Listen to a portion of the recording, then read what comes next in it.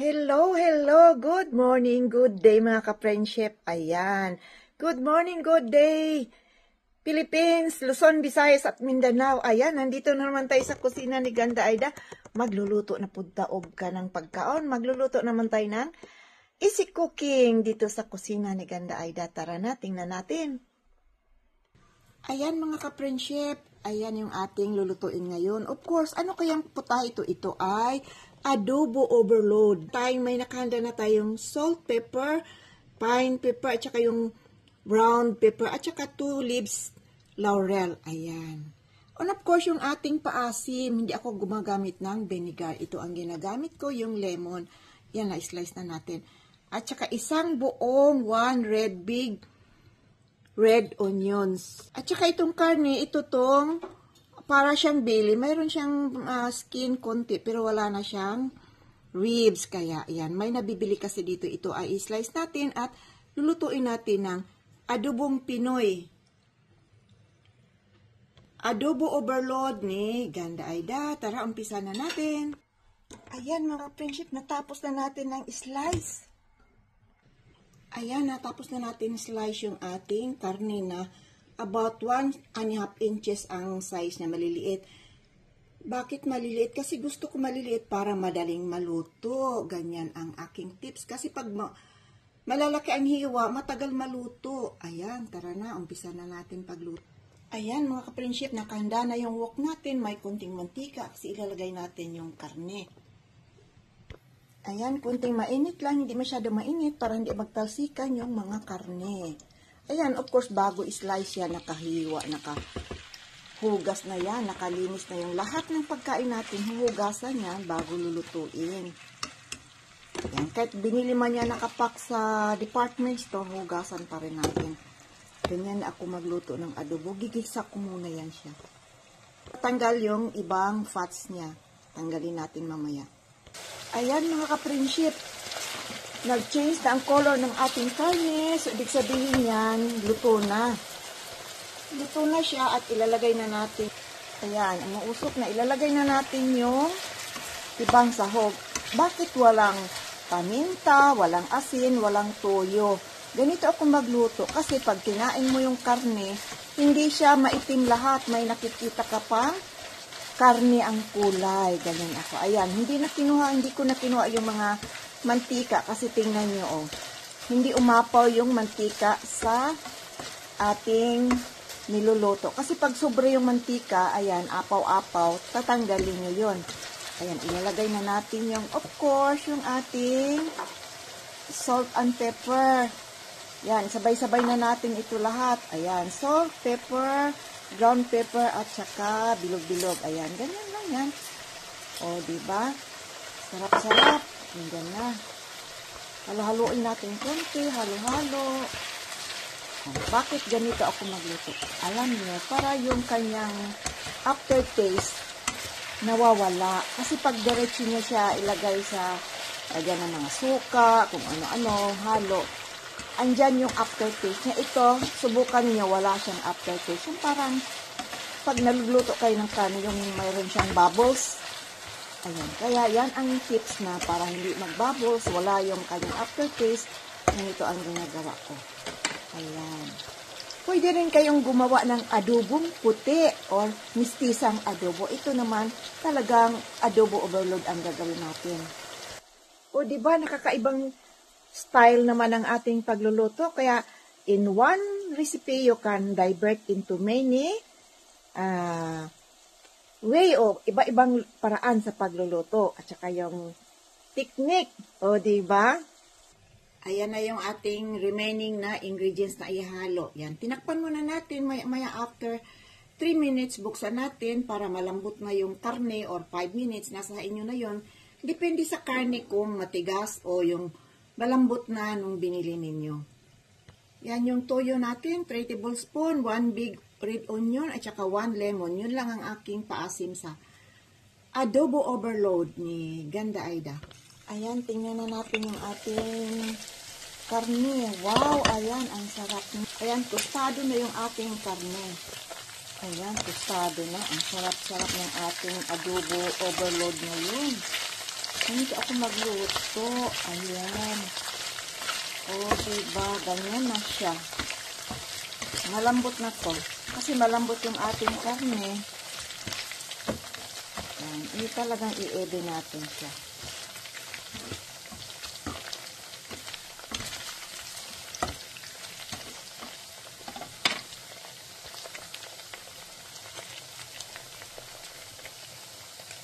Ilagay na natin yung ating toyo and lemon.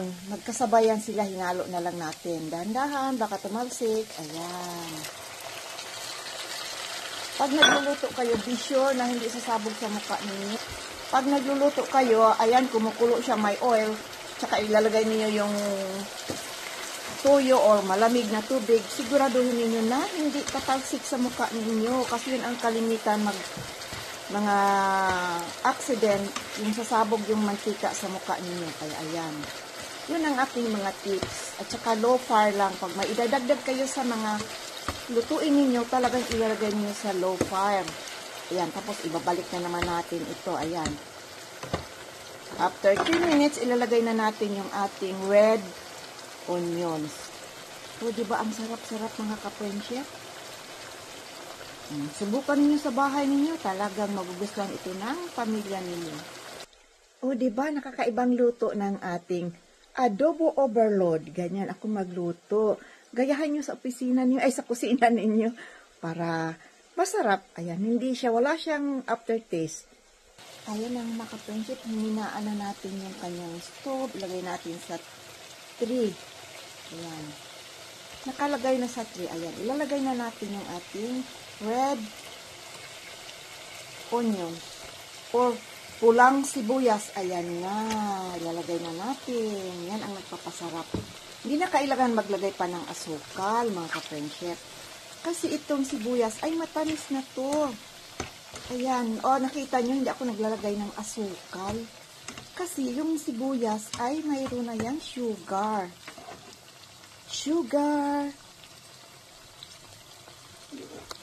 Ayan, diba? Yan ang adobo overload ni Ganda Aida.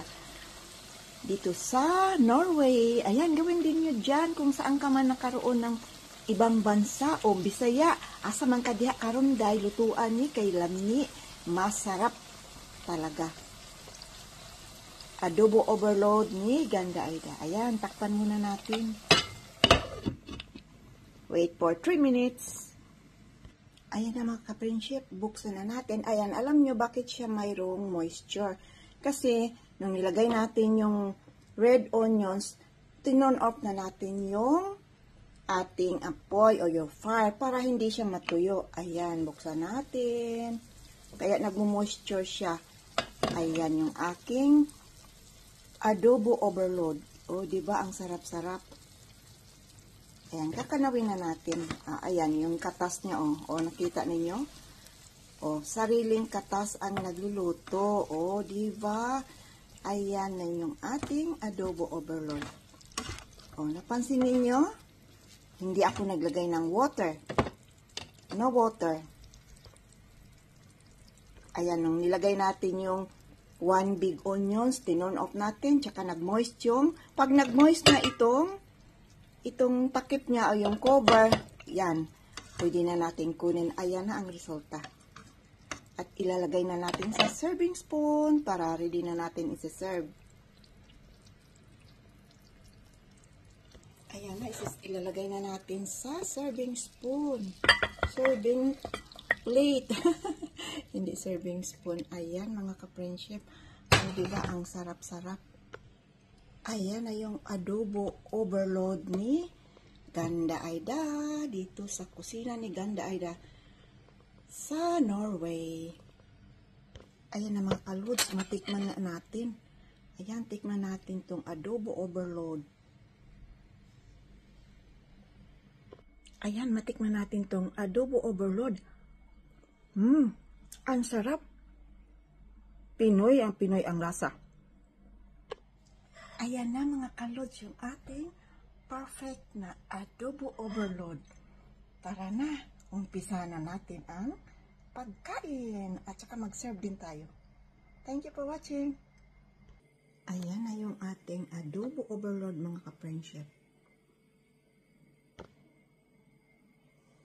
Of course, meron siyang kasamang mainit na kanin.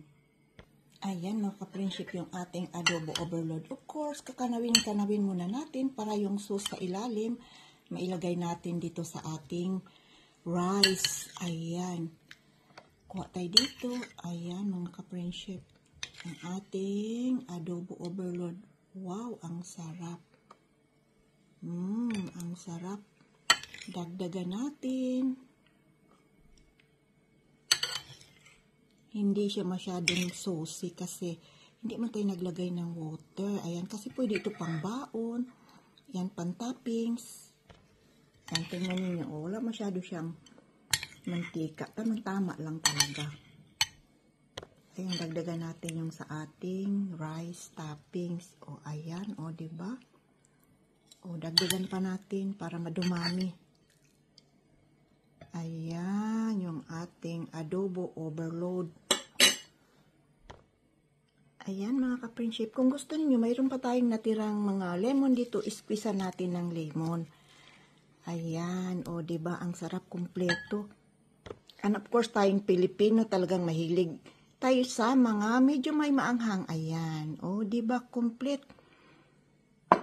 Umuusok na adobo overload ni Ganda Aida. Ayan, subukan rin sa kusina ninyo. Pwede rin pang baon, pwede pang party, or kahit anong occasion. Ayan. Ganyan ang aking napakadaling adobo. O diba, no water. Yan ang aking tip sa inyo. Madaling maluto pag walang water at